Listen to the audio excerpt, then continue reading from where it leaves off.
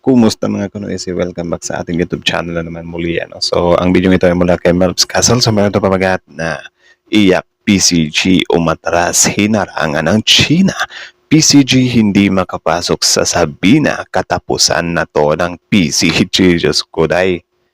Ay nako, nakakalungkot pero at the same time, ewan ko kung ano ka na lang talaga, ka na lang talaga, ano. So, bago natin simulan, Mebs Castle, supportahan nyo yan. Tapos, syempre, kung trip nyo ng mga ganito reaction video, may kasama kayo manood. Huwag nyo na rin kalimutan supportahan yung YouTube channel natin, Pilipinoisi. So, mga kanoisi, hindi na natin ito patataglit pa. Simulan na natin, baka agawin pa ng China. Again, ang pamagat ng video ito, iyak PCG umatras hinarangan ng China. PCG hindi makapasok sa Sabina, katapusan na to ng PCG. So, suwag naman, ano? Ay, nako, ewan ko kung nakakalungkot or nakakatuwa ba itong balitang ito. But anyways, again, Melvs Castle, Pilipinoisi, like, comment, share, subscribe. Stop. Philippine Coast Guard sa balik. Ulit. 0-0. Start 0 dapat. Iyak ang Philippine Coast Guard sa balitang ito. Barkong Grabe. pinadala ng PCG hindi nakapasok. Yan na. Bigong makalusot ang BRP Melchora Aquino laban sa mga Chinese Coast Guard. Paano makakapasok yan eh? Halos kalahati lang yan ng BRP Teresa Magbanwa eh. Akala ko US Navy or akala ko Philippine Navy na yung ipupunta doon eh. Oo, hindi Philippine Navy warship ang ipinadala, kundi isa pang pinakamalaking barko ng Philippine Coast Guard. Nakakadalawang beses na rin itong sinubukang pumasok, pero 200 barko ng China ang na-monitor na humarang sa ating barko. Diba? 200. Napakalaking pagkakamali talaga.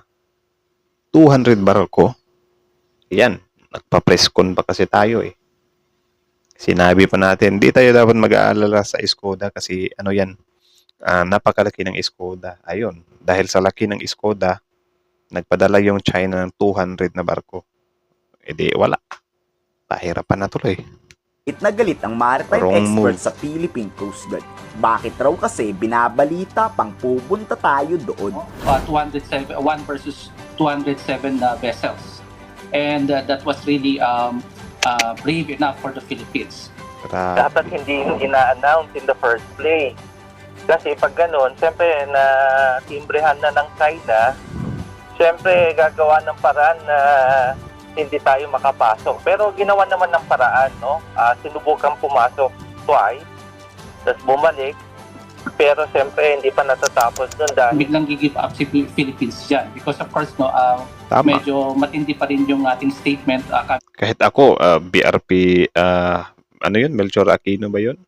Kahit ako, hindi ko na itutuloy. 200 barko. Bahala kayo dyan. From DFA that Sabina Shoal is still part of the exclusive economic zone of the Philippines. Kita sa litratong magkasama na ang BRP Melchora Aquino at US Coast Guard. Ready na ang US na escortan ang Philippine Coast Guard. Yun. Pinanunsyo na rin kasi yan ni US spokesperson Miller, di ba? Pero tinanggihan pala yan ulit ng PCG. Pinababalik daw ang US Coast Guard kaya pa naman daw ng PCG. Pero Yun. Pinapabalik pa. Bahala na kayo guys. Kung ano, kayo na lang bahalang humusga. Kasi yun nangyari na nga. Wala naman tayong authority dyan. Diba? Kung yan yung gusto ng Coast Guard natin. Kasi kaya pa naman daw nila eh. Kayo, do you believe na kaya pa ng Coast Guard natin or nga na tayo dito? Comment down below. anong nangyari? Hinarang na naman tayo at sobrang nakakadismaya na to. Depensa ng maritime spokesperson, marami pa raw gagawing paraan ang Philippine Coast Guard. Kakayanin pa naman daw to mag-isa ng Pilipinas. Paano? Statement, yung escort support.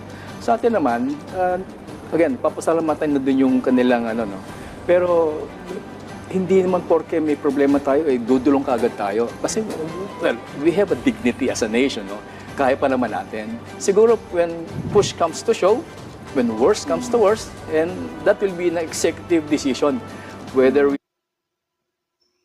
Wala pa ba tayo sa worst to worst? Do you think? Kasi para sa akin lang naman to ha. Huwag kayong magagalit ha. Yung binutasan na yung barko natin, worst to worst na yun. Yung naputol na yung daliri ng sundalo natin, worst to worst na yun. Yung wina-water cannon tayo, worst to worst na yun. Di ba?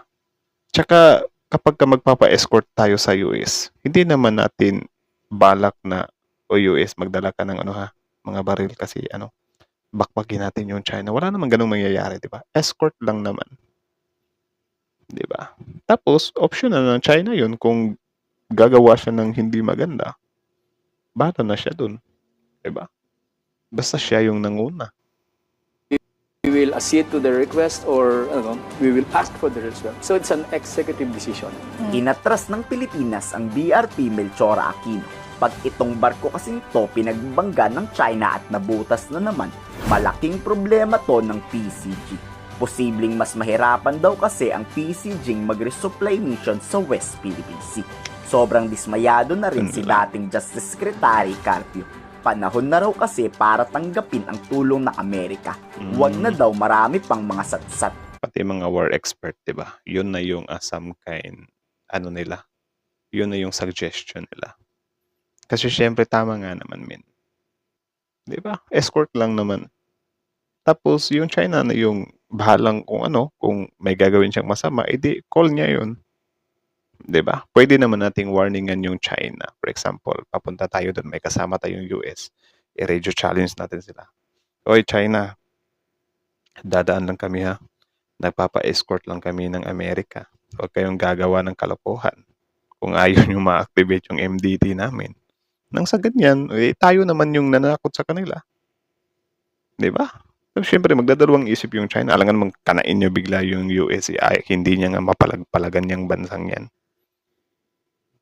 Ay, naku. I think it's time to accept the offer of the U.S. already, because the China has the largest Coast Guard fleet in the world, and we have only two 97-meter long Coast Guard vessels. Dalawa lang. The game plan of the Chinese is to ram our Coast Guard vessels, so they will be out of commission. It will take several months for those gaping holes to be repaired.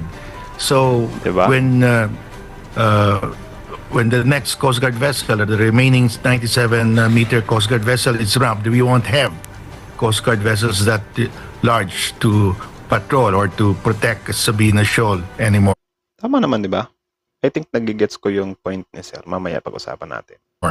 So we have to change our tactics already, because the plan of China is really to damage our Coast Guard vessels so that we will run out of Coast Guard vessels. Itatry ulit ng BRP Melchora Aquinong pumasok sa Sabina Shoal. Ang tanong, makakapasok kaya o haharangin ulit? Ano sa palagay nyo? I-komento sa baba ang inyong salog. Iyak ang Philippine Coast Ay, nako. So, ayun lang naman mga kanoises. So, kayo ano masasabi nyo doon? Comment down below. Tapos yun, pag-usapan natin yun sa comment section. So, wala talaga. Pati naman pala si Sir, yung sa panghuli si Carpio. Yun na yung some kind suggestion niya na escort US na nga. Well, para sa akin, men, dahil yun nga sabi ni Sir, na parang, nakita niya na yung tactic ng China na iraram tayo para kapag ka mabutas or masira yung barko natin. Of course, it takes months bago ito ma-repair. Kasi alangan namang pabayaan mo na may butas yung barko mo. Delikado naman yun, di ba? Ngayon, yan yung ginagawa ng China ngayon. Di ba? So kapag time will come, mauubusan tayo ng barko dyan. Tapos kita nyo naman kung gaano nila barikadahan yung Skoda Shoal. Biruin nyo, 207 na barko. Paano natin lulusutan yan? Yung movement pa lang yan ng China, wala na. Committed na talaga sila, na sa tingin nila, kami talaga yung tama dito, makikipagmatigasan kami. Ngayon, para makita ng China yung hinahanap nila, let's try. Di ba? Kasi syempre, if ever lang to magpa-escort tayo ng Amerika dyan. Do you think yung China, sisisihin lang tayo na sabihin ng China na, for example, iraram nila yung US? Do you think sasabihin lang ng China na, Philippines, kayo yung mananagot dyan sa pag-ram namin sa Amerika, kayo yung nagpasama dyan Do you think ganyan yung mangyayari? Sila na yan. US at yung China na yung magbabangayan dyan. And, di natin sure. Kayo ba? Do you think papalag talaga or may gagawing hakbang yung China sa Amerika? Do you think madidare nila na i-water cannon yan? Siguro if ever magpa-escort tayo, baka ang mangyari dyan, tayo yung tatargetin ng China. Tayo lang. Pero what if magkamali sila, di ba? Matamaan nila yung US. E di sila ngayon yung may problema, which is yan yung kinakatakot ng China, di ba? Kita nyo naman yung yung Germany nga eh. 'Di ba? Dumaan yung Germany sa kanila. Wala naman silang nagawa. 'Di ba? Kung totoo talaga na ayaw nila na may tumapak or matapang talaga yung mga yan, hindi namimili yan. Lahat ng makita nila, mapa US, mapa Canada, mapa Japan man yan, iwa-water cannon nila. Pero hindi eh. Philippines lang talaga yung kaya nilang i-water cannon kasi yun lang naman talaga yung mahinang bansa. Then kung ganun naman pala, why not we gave them, 'di ba? Kung ano yung hinahanap nila. 'Di ba? Dalhin natin yung US diyan, tingnan natin kung ano yung moves nila. Yung pananakot ng China na gusto niyo talaga ng gulo, gusto niyo talaga ng gulo. 1,000,000 times naman na nilang sinasabi yan sa atin. Paulit-ulit naman yan. Ika nga ni Sir Gibo, they always said that. 'Di ba? Ang sa atin lang talaga dito, kung may gagawin talaga sila sa US. Yung tanong dito, bakit ba? 'Di ba? Why not subukan na lang natin isang beses? Hindi naman siguro biglang WW3 agad dahil lang dyan. 'Di ba? May safety measures din yung China dyan. Kasi Amerika yan eh. Hindi din yan basta-basta na, wawater cannon namin kayo, teritoryo namin to, kami yung nasa tama. Do you think gaganyan yung China? Well, kung gaganyan sila, problema na nila yon. Diba? May problema na sila sa US niyan. Ay, nako. So, yun lang naman. Kayo na masasabi nyo dito. Comment below. Tapos yun, pag-usapan natin yan sa comment section. So, again, thank you so much for watching. Filipino IC, like, comment, share, subscribe. Filipino IC is